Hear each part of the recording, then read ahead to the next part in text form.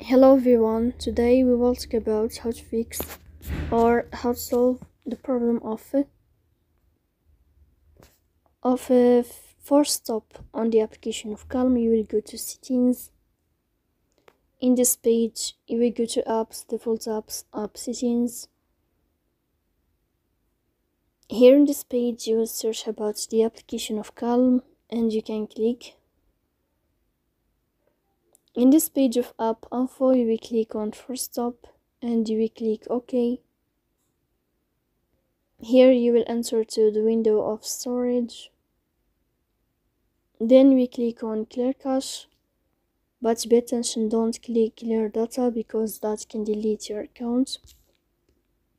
Here you can turn on your airplane mode and you can turn off your airplane mode again to fix that problem. So please don't forget to support us by like and subscribe.